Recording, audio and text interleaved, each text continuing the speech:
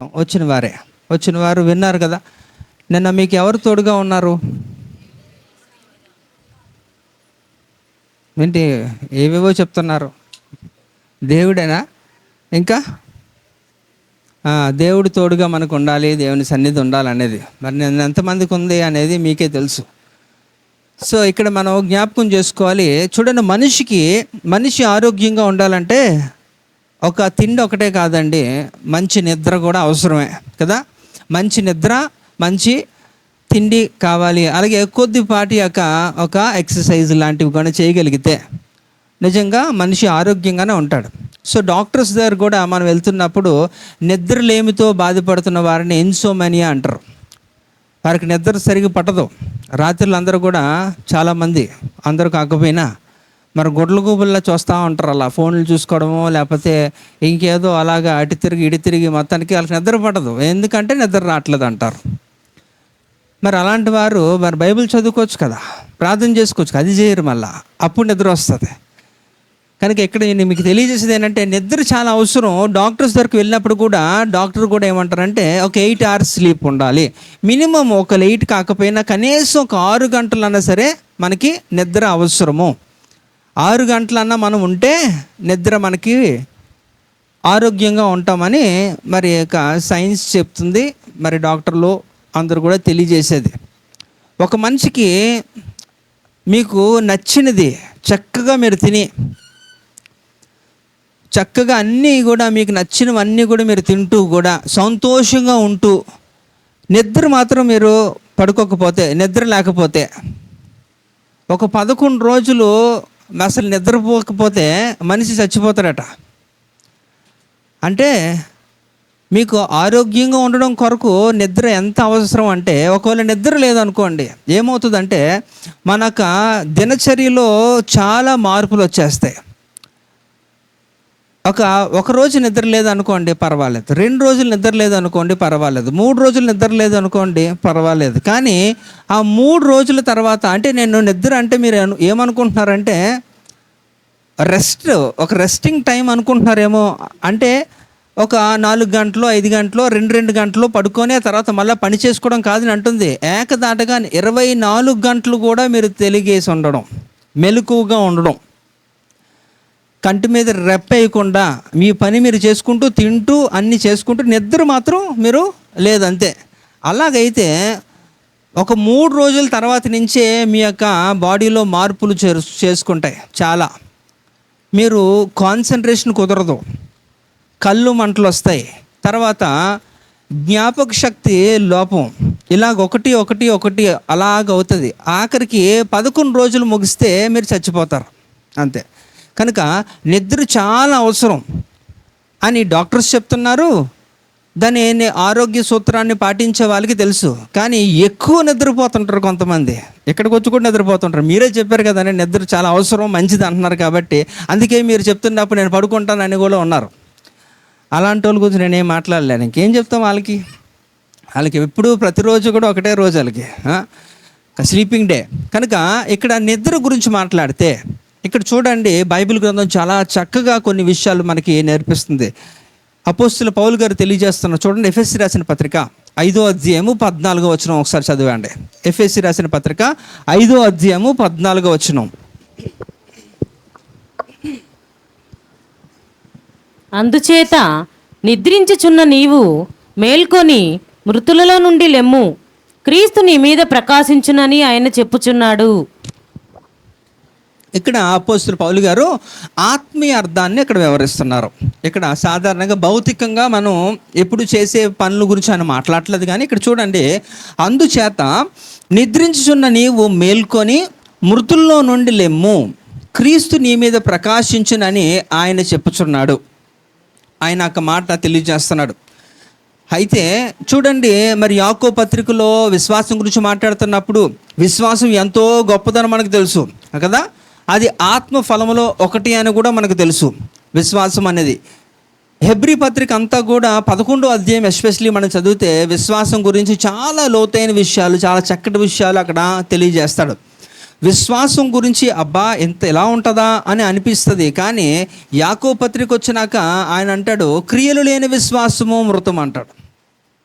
విశ్వాసం ఎంత అవసరమో, కానీ ఆ విశ్వాసానికి క్రియ అనేది జోడించకపోతే నీకు ఎన్ని టన్నుల కొద్ది విశ్వాసం ఉన్నా అది వేస్టే అని అక్కడ తేల్చేస్తున్నాడు.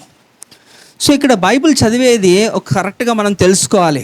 అంటే బైబిల్ గ్రంథంలో మీరు క్షుణ్ణంగా మీరు పరీక్షించాలి ప్రతి ఒక్క వచనాన్ని.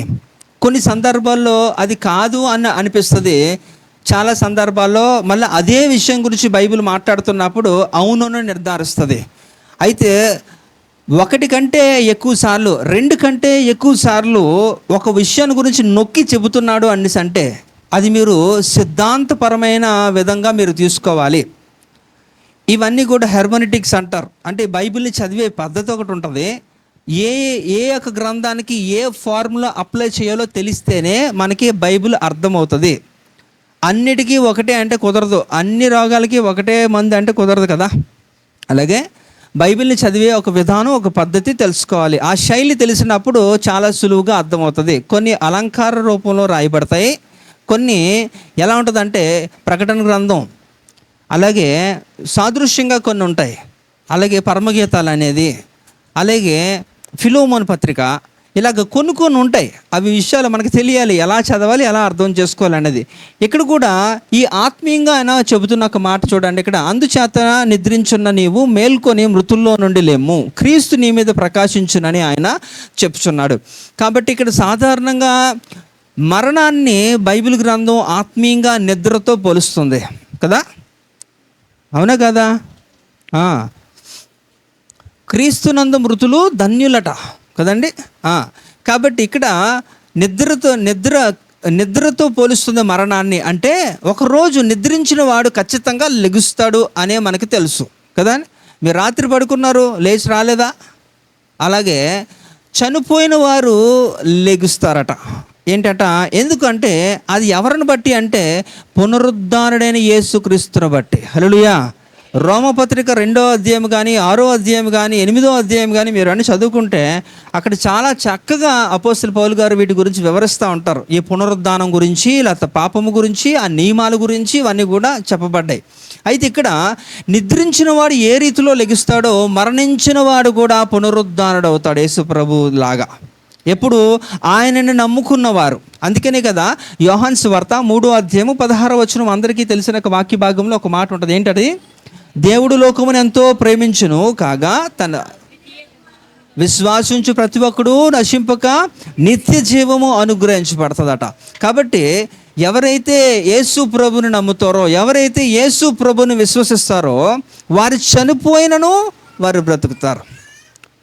కనుక మీరు అర్థం చేసుకోవాలి ఈ యొక్క విషయాలు. ఇక్కడ నిద్రించిన వాడు ఖచ్చితంగా మేల్కొంటాడు అనేది. అయితే నిద్ర మంచిదా చెడదా అనేది కూడా మీరు అర్థం చేసుకోవాలి. ఈరోజు కొన్ని విషయాలు ఎక్కువసేపు నేను విస్తరించిన, ఎందుకంటే మనకి బలారాధన కార్యక్రమం కూడా ఉంది కనుక. అయితే ఇక్కడ ఒకవేళ నిద్రిస్తే మనకి కలిగే ప్రయోజనాలు లేకపోతే నష్టాలు, వాటిని కూడా బైబిల్ చాలా స్పష్టంగా తెలియజేస్తున్న ఒక మాటను చూద్దాం. మొట్టమొదటిది ఏంటట? నిద్రిస్తే శత్రువులు ఏం చేస్తారట? మనకి గురుగులు విత్తుతాడట. గోధుమలు గురించి మనకు తెలుసు, గురుగుల గురించి కూడా మనకి తెలుసు. ఆ రెండు చూడడానికి ఒకలాగే ఉంటాయి, కలిసే ఎదుగుతాయి. అది కలిసి ఎదుగుతున్నప్పుడు మీకు తెలిసి గుర్తుపట్టినప్పుడు వెంటనే తీస్తే కుదరదు. అందుకనే దాని గురించి మత్తయి సువార్తలో ఆయన ఒక ఉపమానంలో చెబుతాడు 13లో, మీరు చాలా చదువుకోండి. అయితే ఇక్కడ చూడండి, మొదటిది ఏంటట? నిద్రించిన ఎడల శత్రువులు గురుగులు విత్తుతారట. ఎవరి మధ్యలో? దేవుని ప్రజల మధ్యలో. అందుకని అక్కడ మత్తయి సువార్త 13వ అధ్యాయం 25వ వచనంలో అక్కడ రాయబడింది, మనుషులు నిద్రించుచుండగా అతని శత్రువు వచ్చి గోధుమల మధ్యన గురుగులు విత్తిపోయెను. హల్లెలూయా. కాబట్టి ఇక్కడ చూడండి, ఒకవేళ కానీ మీరు నిద్రిస్తే మీకు తెలియకుండానే ఏం చేస్తారట? శత్రు అన్నవాడు, మనందరికీ కామన్ శత్రువు ఎవడండి? అపవాది కదా.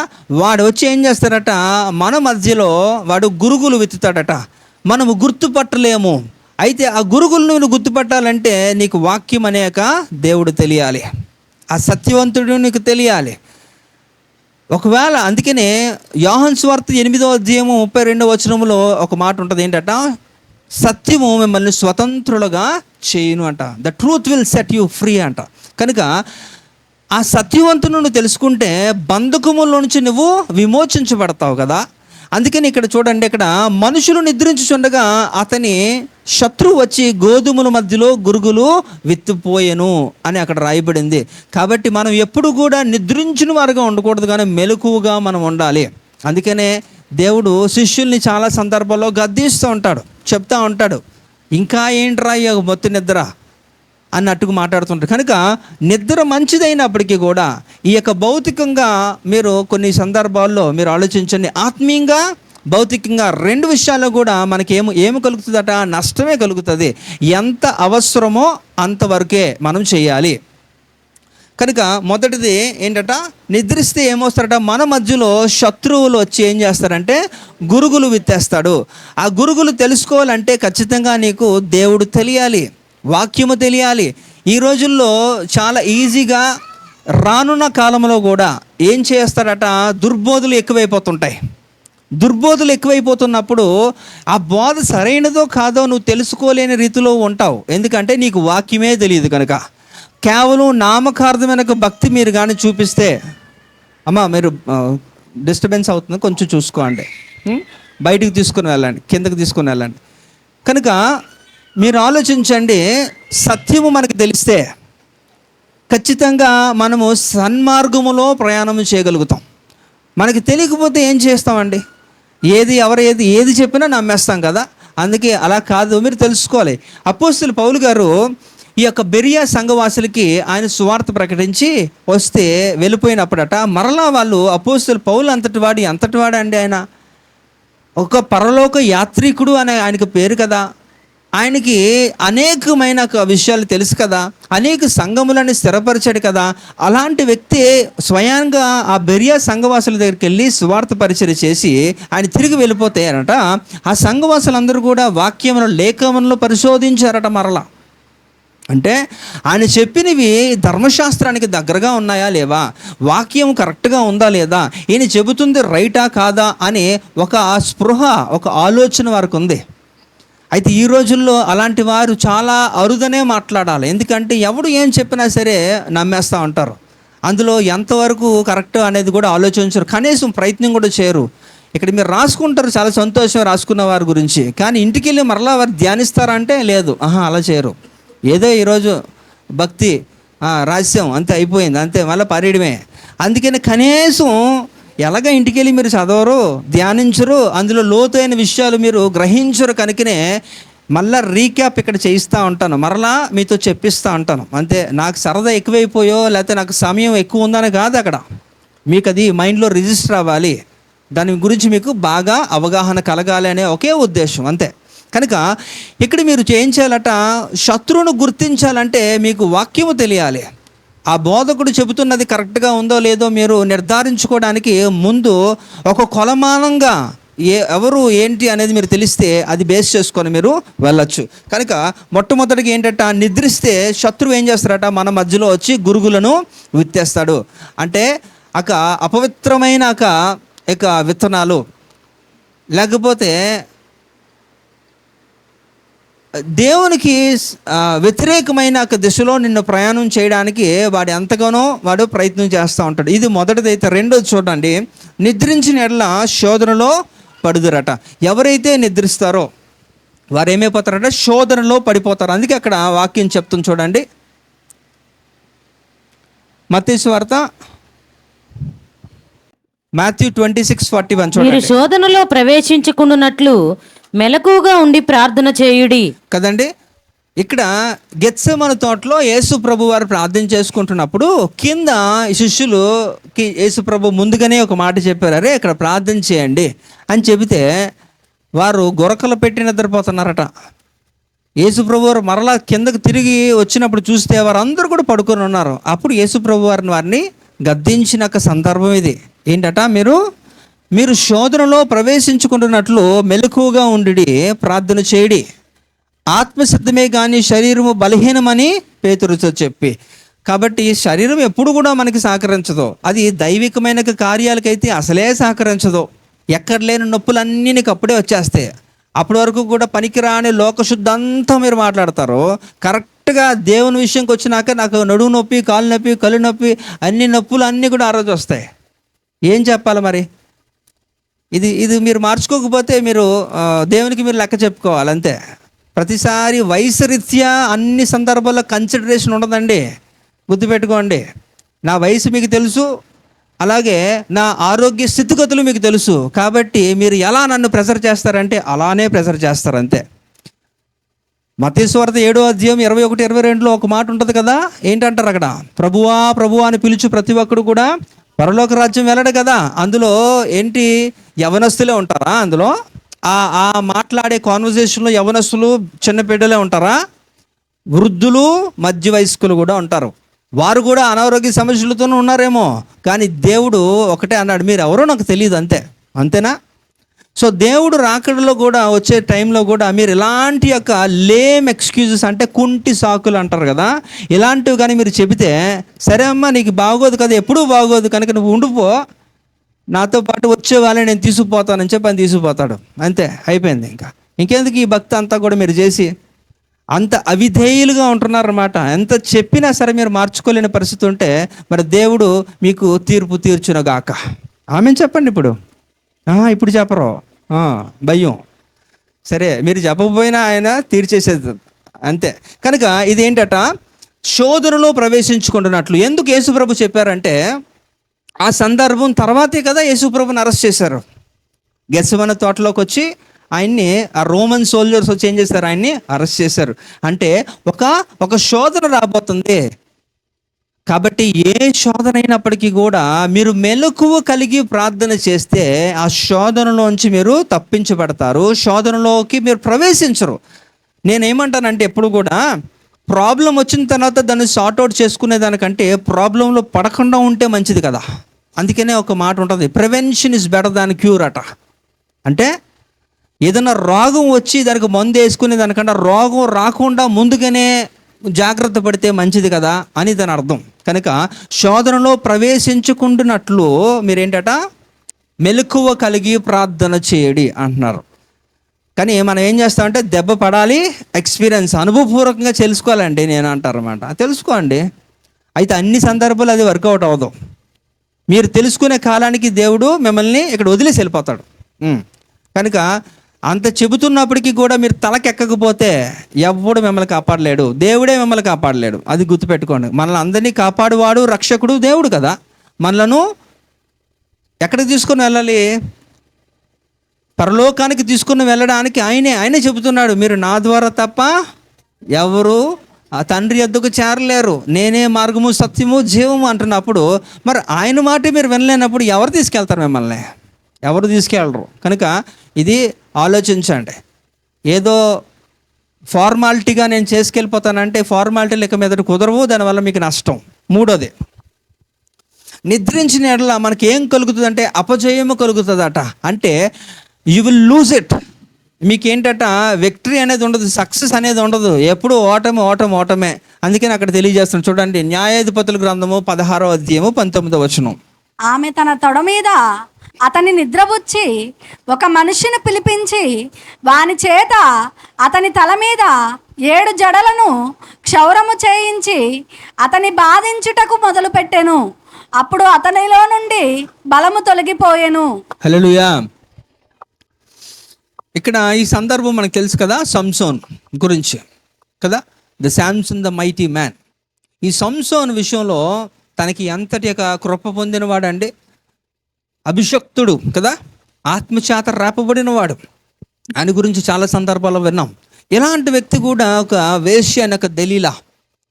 మరి ఆ సందర్భాన్ని చూస్తే తన యొక్క శక్తి అంతా కూడా ఏమైందట, పోయింది. కారణం ఏంటంటే తను నిద్రించాడట, తొడ మీద పడుకున్నాడట. అంతే. నిద్రించిన తర్వాత మనకి తెలుసు ఒక రూల్ పెట్టారు, క్షౌరం చేయించకూడదు కదా, మంగళ కత్తి రాకూడదు తల మీదకే. అది ముందుగానే ఒక రూల్ పెట్టాడు దేవుడు అలా చేయమని. సో ఎప్పుడైతే నీ యొక్క జుట్టుని కత్తిరిస్తారో అంతా పోయినట్టే, అంతా పోయింది. చక్కగా గుండి చేసేసారు, తీసుకుని వెళ్ళిపోయారు. ఆ తర్వాత తెలుసు మనకి 2 కూడా కళ్ళు కూడా తీసేశారు, గానుగెద్దులా చేసేసారు. ఎంతటి బలశాలండి! ఒక పచ్చి యొక్క గాడిద ఎముకతో, గాడిద దవడ ఎముకతోనే 1000 మందిని చంపేశాడు. ఎవరికి సాధ్యమండి? ఎవరికి సాధ్యం అలాగా? నీ దగ్గర లేటెస్ట్ గన్ ఉన్నా సరే 1000 మందిని నువ్వు ఒకసారి చంపలేవే. ఎంత టెక్నాలజీ ఉన్నా సరే అలాగా అవదే. అలాంటిది ఇంకా పచ్చి గాడిద దవడ ఎముకతో 1000 మందిని చంపేసిన వాడు అంటే నాకు తెలిసి రికార్డ్స్ ఇంకా తర్వాత కూడా ఇక మీద కూడా అలాంటి రికార్డ్స్ ఎవరికి లేవు. అది ఒక్క సంసోనికి సొంతం అంతే. అలాంటి యొక్క బలశూరుడు, పరాక్రమశాలి ఎవరు? యొక్క సంసోన్. అలాంటి వ్యక్తి ఏమైపోయాడట ఇక్కడ, తను నిద్రించిన కారణంతో ఏమంటే శత్రువుల చేతికి చిక్కుపోయాడు. ఎప్పుడూ ఓటమి చూడలేని వ్యక్తి అపజయం పాలైపోయాడు. కారణం ఏంటంటే నిద్ర మత్తు అంత భయంకరంగా వారిని నాశనం చేస్తుంది. సో చాలామందికి అలాంటి యొక్క లేజీగా ఉంటారు అన్నమాట. వాళ్ళు ఎప్పుడు ఎక్కువ శాతం పడుకుంటూనే ఉంటారు. మరి వారికి ఏ బాధో నాకు తెలియదు, కానీ అంత మించి ఎంతవరకు మనం పడుకోవాలో అంతకు మించి పడుకుంటే అది కూడా మీకు అనారోగ్యమే. అది ఆరోగ్యం అనుకుంటున్నారేమో మీరు, అది అనారోగ్యం, మంచిది కాదు అది. కనుక ఇక్కడ ఆత్మీయంగా మనం చూస్తే నిద్రించిన వారు అంటే మేల్కొనకుండా ఉంటే శత్రువులు వచ్చి మన మధ్యలో ఏం చేస్తారట?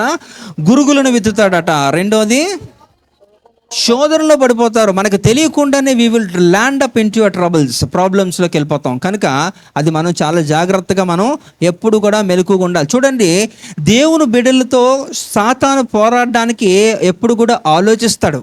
ఎలా పడితే అలాగాడు చేయడు. నీకు ఆలోచన ఉండదు, కానీ వాడికి ఆలోచన ఉంది. వాడికి మంచి తెలివి ఉంది, మంచి జ్ఞానం ఉంది. ఆడు ఎలా శత్రువుని వాడు పడగొట్టాలో వాడికి తెలుసు. ఏ సందర్భంలో ఎలాంటి యొక్క సిచ్యువేషన్ క్రియేట్ చేయాలో కూడా వాడికి తెలుసు. అలాంటి సందర్భంలో అయితే నువ్వు ఏమర్పాటుగా ఉంటే, నువ్వు కానీ అలా రప్పేస్తే నీ పని అయిపోయింది. అందుకనే ఇక్కడ చూడండి, దేవుడి గురించి మాట్లాడుతూ కీర్తనకారుడు అంటారనమాట, ఇశ్రాయేలు దేవుడు కునుకుడు నిద్రపోడు. ఆయన ఎక్కడైనా పడుకున్నట్టు ఎక్కడన్నా ఉందండి? లేదు కదా.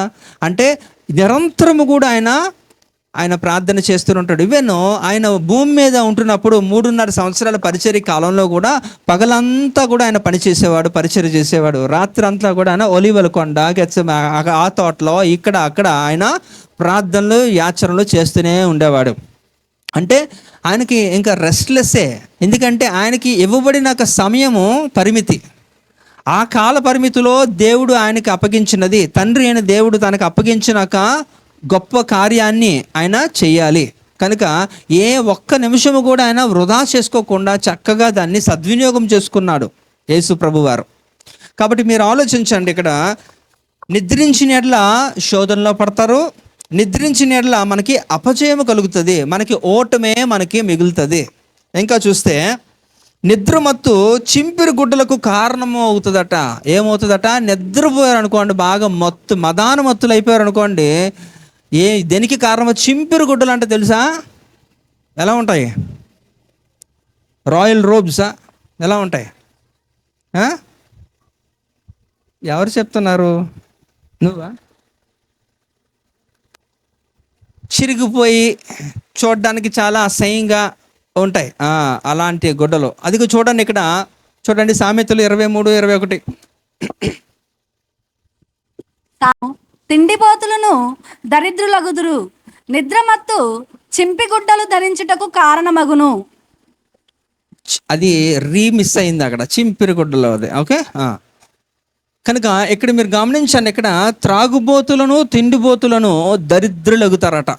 తాగుబోతులు తిండిబోతులు దరిద్రులు అయిపోతారన్నమాట. అంటే వారికి ఇంక వేరే యాపకం ఉండదు. ఇంకా అలాగా బాగా తాగేసినోడు ఏ రీతిలో ప్రవర్తిస్తాడండి?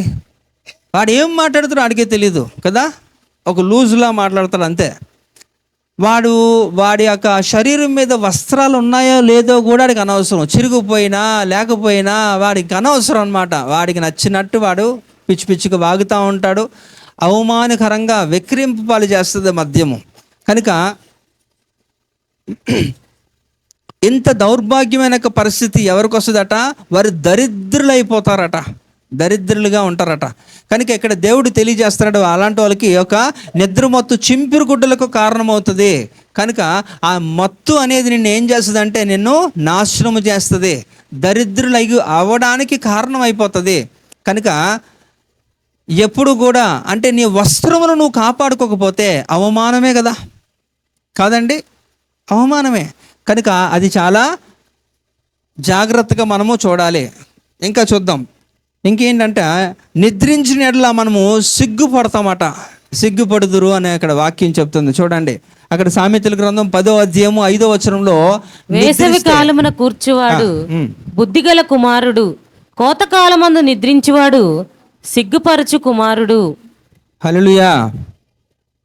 ఇక్కడ చూడండి, ఇక్కడ ఆ కోతకాలం టైంలో ఇక్కడ ఇద్దరు వ్యక్తుల గురించి ఒక కంపారిజన్లో ఇక్కడ సొలొమోను చెప్తున్నాడు. అక్కడ మాట చూడండి, వేసవి కాలమున కూర్చువాడు బుద్ధిగల కుమారుడు, కోతకాలమందు నిద్రించువాడు సిగ్గుపరచు కుమారుడు. కోతకాలం అంటే క్రాప్, సంక్రాంతి టైంలో అదే కదా చేస్తారు. ఆ పంటను కోస్తారు, ఆ పంటను కోసి అదంతా కూడా స్టాక్ చేసుకుంటారు. అంటే వారి పడిన కష్టానికి ప్రతిఫలం వచ్చే సమయం అది. ఆ సమయంలో కూడా నువ్వు నిద్రపోతున్నావు అనుకో, ఏం చేస్తావు? అందరు కోసుకొని తీసుకెళ్ళిపోతారు. ఏమీ లేదు, ముందు నువ్వు విత్తలేదు, ముందు నువ్వు పని చేయలేదు, కనీసం ఆ టైంలో ఉన్నా సరే నువ్వు ఉంటే నీకు ఏదన్నా 2 గింజలన్నా దొరుకుతాయి కదరా. ఆ టైంలో కూడా నువ్వు సోమవారం అయిపోయి పడుకుని పోతే నీకేమవుతుంది? ఆయన చూసి ఆడాలంతే నువ్వు, అయ్యో నాకేమీ లేదు, అయ్యో నాకేమీ లేదని. అందుకనే కదా సొలొమోను చెప్తారు అన్నమాట, చీమల యొద్దకు పోయమని సోమరికి ఒక హెచ్చరిక చేస్తాడు. ఎవరి దగ్గరికి వెళ్ళాలట? చీమల యొద్దకు పోయి నేర్చుకోమంటున్నాడు అన్నమాట. ఎందుకంటే ఈ చీమలను మీరు ఎప్పుడైనా సరే దగ్గరగా గమనించారనుకోండి, అవి ఎప్పుడు ఖాళీగా ఉండవు కదా. రాత్రి పగలు కూడా తేడా ఉండదు వాటికి. రాత్రి 2 గంటలకి 3 గంటలకి లేచి చూడండి ఒకసారి మీ ఇంట్లో లైట్ వేసి చూస్తే కూడా అవి ఏదో పని చేస్తూనే ఉంటాయి, ఏదో మూసుకుపోతూ ఉంటాయి, తిరుగుతూ ఉంటాయి, అలా పని చేస్తూనే ఉంటాయి. అందుకనే అవి కష్టజీవులు అవి. అందుకనే వాటి యొద్దకు పోయి నేర్చుకోమని సోమరికి ఒక బోధ చేస్తాడు సొలొమోను. కనుక మీరు ఆలోచించండి, నిద్రించిన ఎడల సిగ్గుపడతారు, మీకు సిగ్గు కలుగుతుంది అనమాట. అంటే మీరు చేయవలసిన సమయంలో మీరు సమయాన్ని సద్వినియోగం చేసుకోకుండా వేస్ట్ చేసుకొని వృధా చేసుకొని కాలయాపన చేసుకున్నప్పుడు మీకు సిగ్గే మిగులుతుంది, అంతే, ఇంకేం ఉండదు. కనుక మనము చేయవలసిన సమయంలో, మనం స్పందించవలసిన సమయంలో స్పందించండి, అది మీకు మేలు, మంచిది. ఇంకా చూద్దాం. నిద్రించిన ఎడల అవమానము కలుగుతుందట, అవమానం కలుగుతుంది. చూడండి అక్కడ యోనా 1:6లో ఒక మాట. అప్పుడు ఓడనాయకుడు అతని యొద్దకు వచ్చి, ఓయి నిద్రపోతా, నీకేమి వచ్చినది? లేచి నీ దేవుని ప్రార్థించుము, మనము చావకుండా ఆ దేవుడు మన యందు కనికరించినేమో అనెను. ఇక్కడ మనకు ఆ స్టోరీ తెలుసు కదా, యోనా స్టోరీ. యోనా ఎవరండి? ఒక భయంకరమైన ఒక తీవ్రవాది. ఎవరు ఆయన? ప్రవక్త. ఓకే, నేను కాదనుకున్నాను. సరే, ప్రవక్త అయితే మీ మాటే ఓకే. సో ఆ ప్రవక్తని దేవుడు ఎక్కడికి వెళ్ళమన్నాడు? తార్షీస్కి వెళ్ళమన్నాడు. అదేంటి నేను చెప్పేదానికి ఆపోజిట్ చెప్తున్నారు మీరు. నినేవేకి వెళ్ళమన్నాడా? నినేవే చాలా మంచి పట్టణం, పరిశుద్ధులు నివసించే పట్టణం. నినేవే అనేది ఒక పాప పట్టణం. నేను ఎప్పుడు మీకు కొన్ని విషయాలు చెప్తా ఉంటాను కదా. ఈ భూమి మీద ఉంటున్న ప్రదేశాలు కొన్ని శపితమైనవి. అక్కడ ప్రజలందరూ కూడా ఎలాంటి వారంటే బహుపాపులు అనుకోవడానికి ఎలాంటి ఒక సంశయం లేదు. ఇక్కడ సొదొమ గొమొర్రా అనేది చాలా భయంకరమైన ఒక పాప పట్టణం. యెరికో భయంకరమైన పాప పట్టణం. నినేవా అది కూడా అలాంటిదే. అలాగే బబులోను. ఏంటి మనకి ఈరోజు విలాపకర్తలు ఎక్కువైపోయారు. కనుక ఇవన్నీ కూడా కంటిన్యూగా ఇలాంటి స్థలాలు మార్పు లేనివి అన్నమాట, మార్పు లేనివి ఇవన్నీ. అందువల్ల దేవుడు మార్చాలనుకున్నా మారలేకపోతే దేవుడు ఏం చేస్తాడు? నాశనమే చేసేసాడు. కానీ ఈ నినేవే పట్టణానికి మాత్రం దేవుడు ఒక ఎక్సెప్షన్ ఇచ్చాడు. ఎందుకంటే ప్రతిదాన్ని కూడా, ఈవెన్ నేను అనుకుంటాను సొదొమ గొమొర్రాని అలా నాశనం చేశాడా? లేదే. వాటికి సమయం ఇచ్చాడు, వారు మార్చుకోలేదు. మారరు అని ఒక డిక్లరేషన్ దేవుడు తీసుకున్న తర్వాత ఏం చేశాడు? అప్పుడు నాశనం చేస్తారు. అందుకనే ప్రతి ఒక్కరికి కూడా అది మనిషి అన్నా, వస్తువన్నా, స్థలం అన్నా, ఏదైనా సరే దానికి ఒక పరిమితి ఉంటుంది. ఆ టైం పీరియడ్లో కానీ వారు సరి అవ్వకపోతే దేవుడు తీసేస్తాడు. అందుకనే కదా సామెతలు 29వ అధ్యాయము 1వ వచనంలో ఒక మాట ఏంటది, ఎన్నిసార్లు అంటే ఏంటట, మెనీ అ టైమ్స్. కాబట్టి ఒక ఎంత అని కాదు, చాలాసార్లు చెప్పాను కానీ నువ్వు మార్చుకోలేదు కాబట్టి నేను తీసేస్తాను అంతే. కాబట్టి ఇక్కడ కూడా నినేవే పట్టణానికి కూడా అదే హెచ్చరిక, లాస్ట్ ఆపర్చునిటీ ఇవ్వదలుచుకున్నాడు దేవుడు. ఎవరి ద్వారా? ఈ ప్రవక్త అయిన యోనా ద్వారా. ఈ ప్రవక్త అయిన యోనా ద్వారా ఆఖరిగా ఒక హెచ్చరిక ఇవ్వదలుచుకున్నప్పుడు వారందరూ కూడా ఏం చేశారు? అప్పటి వరకు కూడా వారి యొక్క జీవన విధానం వేరేగా ఉంది. కానీ ఎప్పుడైతే ఆ ప్రవక్త వచ్చి వారితో మాట్లాడి చెప్పాడో వారికి అర్థమైంది, కొంచెం భయం పుట్టింది. వారు మార్పు అందడానికి ఇష్టపడినందున దేవుడు వారిని కనికరించాడు. అయితే ఆ కనికరాన్ని కూడా ఎలా పొందుకున్నారంటే వారందరూ కూడా గోనె బట్టలు ధరించుకొని ఏం పూసుకున్నారట? బూడిద పూసుకున్నారట వారందరూ కూడా. ఈవెన్ ఏం చేశారట, విచిత్రం ఏంటంటే నేను అనుకుంటాను దేవుడు మిగతా వాటికి ఇవ్వలేని ఒక రాయితీ ఈ యొక్క నినేవే పట్టణానికి ఎందుకు ఇచ్చి ఉంటాడు అనేసి అంటే, మనుషులు అందరూ లోబడ్డారు, దాంతోపాటు ఏం చేశారట, ఈవెన్ జంతువులు కూడా, పక్షులు, పశువులు, జంతువులు అన్నీ కూడా అవి కూడా ఆహారం తినలేదట. ఆహారం తినకుండా అవి కూడా దేవుని కొరకు, దేవుని కనికరం కొరకు ఎదురు చూసేయట.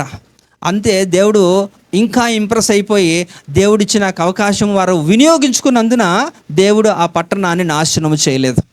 హల్లెలూయా. కాబట్టి ఇక్కడ మీరు ఆలోచించండి, దేవుడు కనికరాన్ని పొందుకుని వారు మరలా సరైపోయారు. 120 సంవత్సరాలు దేవుడు కనిపెట్టాడు నాశనం చేయకుండా. ఆ పట్టణాన్ని వారు మార్చుకున్నారు, వారిని దేవుడు రక్షించాడు. అందుకని ఇక్కడ చూడండి, ఆ యోనా అక్కడ మరి దేవుడు నినేవే పట్టణానికి వెళ్ళమంటే ఆయన తార్షీషుకు వెళ్తాడు. ఆ సందర్భం తెలుసు. ఆ వెళుతున్న క్రమంలో అక్కడ ఈ యొక్క వచనం రాయబడింది.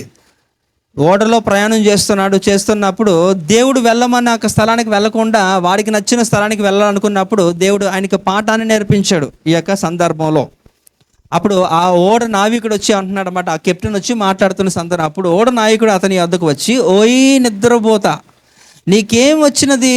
లేచి నీ దేవుని ప్రార్థించుము, మనము చావకుండా ఆ దేవుడు మన యందు కనికరించునేమో అనెను అంటున్నాడు అక్కడ. అంటే ఇక్కడ ఆయనకంటూ ఒక హోదా ఉంది. ఎవరండి? యోనాకి ప్రవక్త కదా, ఒక రేంజ్ ఉంది. అలాంటిది ఒక సామాన్యుడు, ఒక అన్యుడు ఏం చేస్తారట, ఆ ప్రవక్తని ఈ రీతిలో మాట్లాడితే అవమానం కాదా? ఎందుకు ఆ పరిస్థితి వచ్చింది? ఆయన నిద్రిస్తున్నాడు. ఆయన దేవుని యొక్క ఆజ్ఞకు వ్యతిరేకంగా ప్రవర్తించి ఆయన చేస్తున్న ప్రక్రియలో ఆయన అవమానం పొందాడు. అవమానం ఎలాంటి అవమానం అంటే ఆయనకు అర్థమైపోయింది, అయితే నాది సరిగ్గా లేదు కనుక నా వలనే ఈ యొక్క తుఫాను వస్తుంది కనుక ఆయన తెలుసుకొని ఆయన అన్నాడు, సరే ఏముందండి, ఇంకా ఈ తుఫాన్ ఆగాలంటే నన్ను ఎత్తిసిరేయండి అన్నాడు. యోనాన్ని ఎత్తిసిరేస్తారు ఆ సముద్రం లోపలికి. అప్పుడు తుఫాన్ అంతా కూడా నిమ్మలం అయిపోద్ది. కాబట్టి అది అవమానమే కదా. నీ రేంజ్ ఏంటి, నీ యొక్క స్థితి ఏంటి? అలాంటిది ఆ అన్యులు నిన్ను ఎత్తిసిరేయమని నువ్వు చెప్పుకొని ఆ పరిస్థితి ఎందుకు? ఎందుకంటే నువ్వు నిద్రించావు, నీ యొక్క దేవునికి వ్యతిరేకంగా నువ్వు జీవించినందున ఈ యొక్క పని జరిగింది. అలాగే నిద్రించిన ఎడల ఆత్మీయ దరిద్రం అట. చూడండి ఒకసారి, సామెతలు 20వ అధ్యాయము 13వ వచనం. లేమికి భయపడి నిద్ర యందు ఆసక్తి విడువుము, నీవు మేల్కొని ఉండిన ఎడల ఆహారము తిని తృప్తి పొందుదువు. హల్లెలూయా. ఇక్కడ చూడండి, ఎక్కువగా నిద్రపోతున్నారు అనుకోండి, మీరు దేవునికి దూరంగానే ఉంటారు కదా. ఎక్కువ మత్తులైపోతున్నప్పుడు ఇంకేం చేస్తారు? ఒక 2 గంటలు కూడా మీరు చర్చిలో సరిగ్గా కూర్చోలేరు. పేరుకి సంపూర్ణ రాత్రి ప్రార్థనే, అసంపూర్ణం ఎప్పుడు కూడా. మనం ఎప్పుడు చేస్తాం? రావడం లేటు, 1-2 దాటిందా అంతే. ఇంకా అగ్ని నేత్రములు కలిగిన వాడు యేసుప్రభు అయితే ఆయన కుమారులని చెప్పుకుంటారు అన్నమాట. మీరు అప్పుడు అలా ఉంటాయి, ఒక్కొక్కటి కళ్ళు చింతనిప్పుల్లాగా ఉంటాయి నన్ను కాల్చేయడానికి అంతే. ఏమనాలి మరి? ఏమనంటే బాధ బాధ బాధ వేదన మార్చుకోరు. ఎక్స్టెన్షన్ కూడా ఉండదు. నేను మీకు ఎప్పుడో చెప్పాను, స్టార్టింగ్లోనే చెప్పాను అందరికీ కూడా. ఏం చెప్పాను మీకు? కాలక్రమేపీ మనం సమయాన్ని పెంచుకుంటూ పోదాం అన్నాను, కానీ ఇంకా తగ్గించేస్తున్నారు. తగ్గించడం ఏంటి, ఇంకా రావడమే మానేస్తున్నారు. మాకు ఎందుకులేండి, మాకు విపరీతమైన భక్తి, మా భక్తి మీకు తెలుసా అన్నట్టు మాట్లాడుతుంటారు. ఇది మంచి పద్ధతి కాదు, మీకు అది నష్టం. అందుకనే ఆత్మీయ దరిద్రం.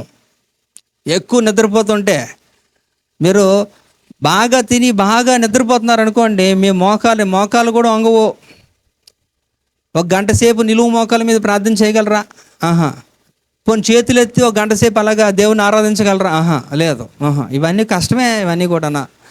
ఇవన్నీ చెప్పుకోవడానికి బాగుంటాయి, కానీ ఆచరించడానికి చాలా కష్టం. మళ్ళా మాకే ఒక ప్రశ్న, నాకే సువార్త.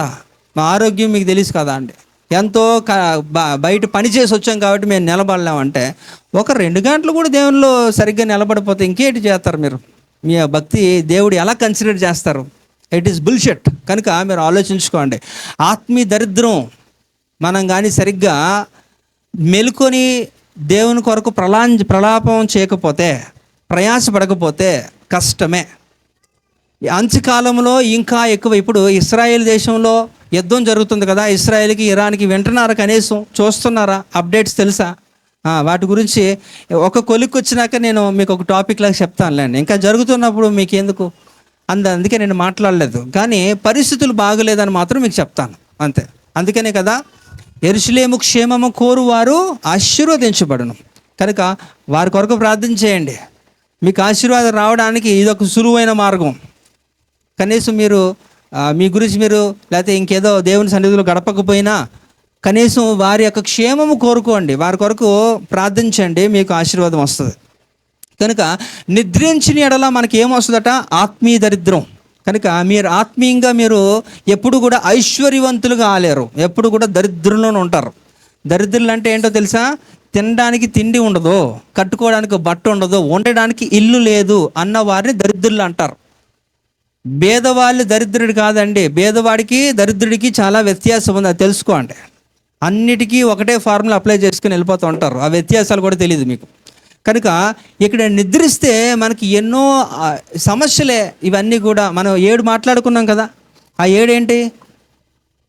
నిద్రిస్తే శత్రువులు గురుగులు విప్పుతారు, శోధనలు పడతారు, అపజయం పాలవుతారు, చింపిరి గుడ్డలకు కారణమవుతారు, అవమానం కలుగుతుంది.